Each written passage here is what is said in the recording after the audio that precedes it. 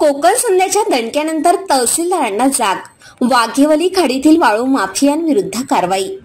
खान्देश्वर जवळील वाघेवली खाडीमध्ये अवैध वाळू उपसा होत असून प्रशासन अनभिज्ञ आहे अशा आशयाचं वृत्त कोकण संध्या चॅनलमध्ये प्रसारित झाल्यानंतर तहसीलदार विजय पाटील यांनी कारवाईचा बडगा उगारला।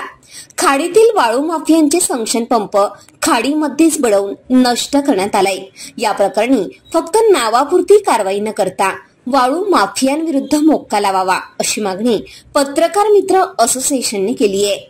पनवेल तालुक्यातील नवी मुंबई आंतरराष्ट्रीय विमानतळाच्या बाजूला लागून असलेल्या वाघेवली खान्देश्वर खाडीमध्ये काही वाळू माफिया सक्रिय असल्याचं वृत्त प्रसिद्ध झाल्यानंतर तहसीलदारांनी दखल घेत कारवाई केली आहे। तहसीलदार विजय पाटील, मंडळ अधिकारी गोंधळी, माने, ग्राम महसूल अधिकारी चोरगे, सांबरी यांच्या उपस्थितीत कारवाई करण्यात आली।